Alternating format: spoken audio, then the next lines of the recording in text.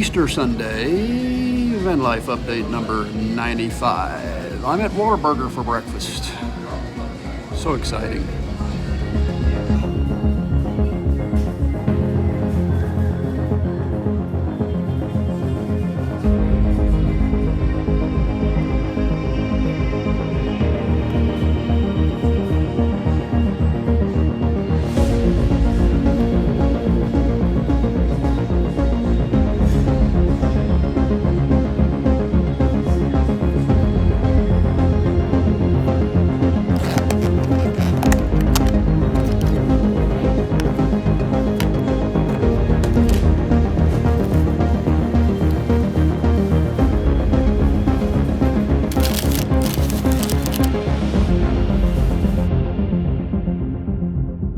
Integrity, this is Gio Benitez at ABC News. How do you hear me?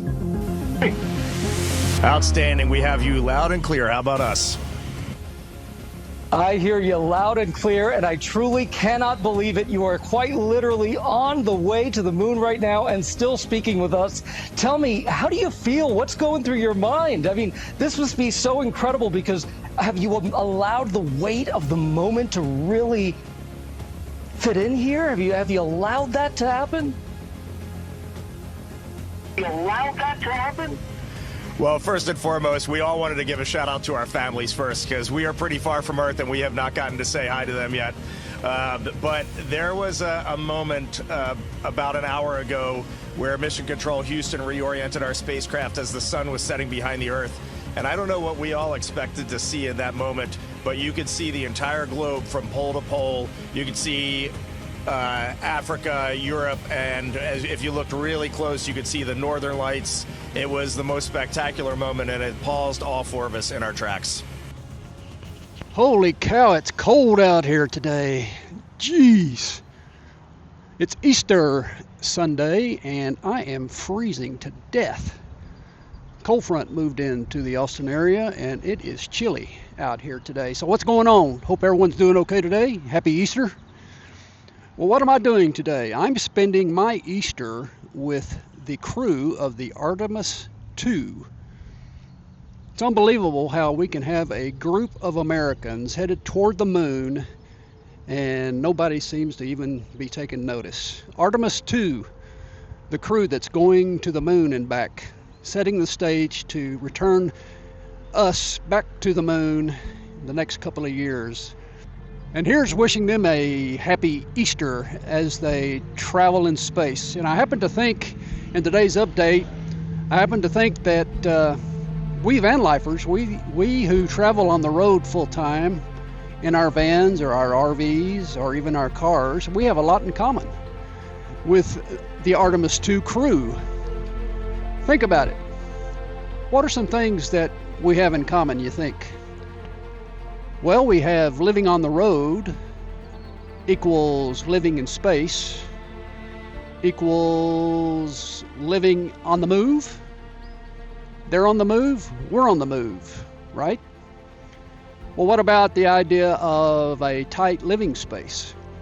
Here we have a crew bunched together in a little small area, all bunched up, trying to get along. If you travel alone like I do, solo, you don't have much of a problem with the small space. But let's face it, living in a van is real similar to living in a spaceship on the way to the moon in terms of it being really cramped. And also, think about the mechanical issues. It's very funny. This week, the crew of the Artemis II, one of the first things that broke was the bathroom. Their plumbing went out. And I heard one of them say this morning in this clip, talking about the bathroom. I heard that there was a little bit of an issue with the toilet. Which one of you was the plumber?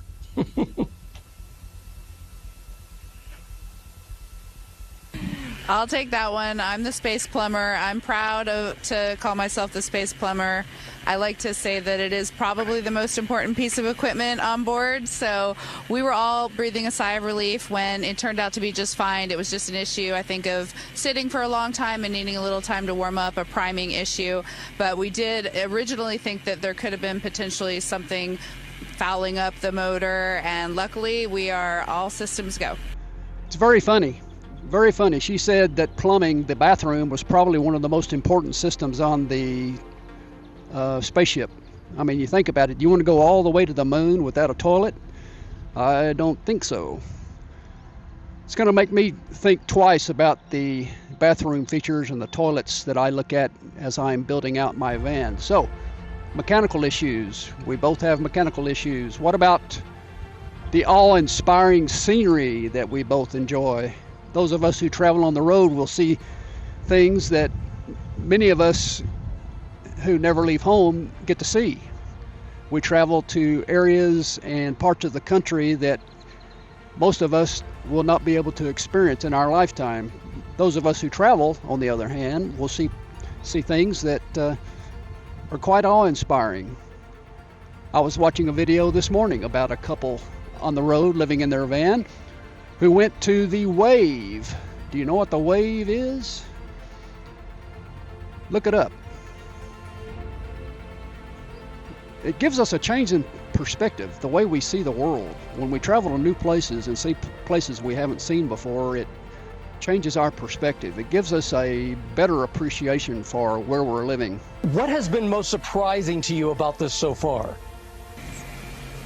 Well, I think probably one of the things that surprised all of us is when those solid rocket boosters actually lit and we left the pad. It was just a moment of disbelief, and yeah, the fact that we launched, it just totally takes you by surprise, even though you're expecting it, at least for me anyway.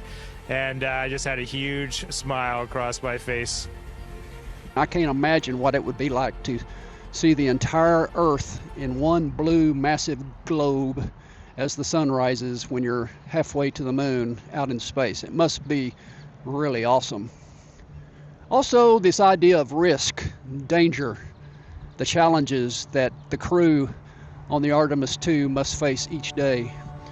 Yes, living in a van and traveling around the country is not anything near as dangerous as going to the moon. I mean, let's face it.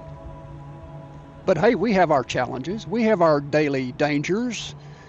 We have our fears. We have our problems. We are at risk on a daily basis. That's why so many people prefer to stay home and not travel, because of the risk. They feel much safer staying at home. So this idea of risk and danger and challenges, I think we also can share that with the crew of the Artemis II. And the other thing that struck me that I hadn't really thought about is the crew was showing some appreciation for the team that's behind them, giving them support. How much they rely on the team that is behind them, pushing them, consoling them, giving them help when they need it. In many ways, they're as important as the crew is. And I happen to think, how many of us are traveling on the road by ourselves without a support system? Do we have a team behind us that is there that we can call on and help us in times of need? If we have an emergency, who can we call? Are you alone on the road? Do you have someone that you can rely on, someone that you can call on? Do you have a support team behind you like the Artemis II has? There's this idea of comfort in knowing that you've got someone watching your back. And I'm just wondering, just off the top of my head, what we vanlifers, what we RVers, what we can do to help each other while we're traveling on the road. Is there some way that we can support each other as we're living full time on the road? Or are we just on our own? Do we have anybody that we can call on to support us if we need it? Just something to think about. So, what can we take away? What can I take away on this Easter Sunday from spending some time with the Artemis II crew?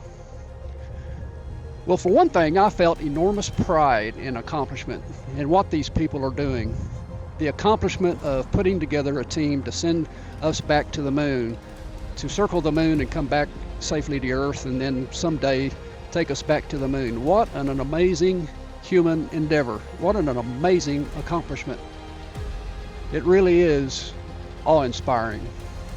And I think we too, as van lifers, as those who are living on the road full time, can also take pride.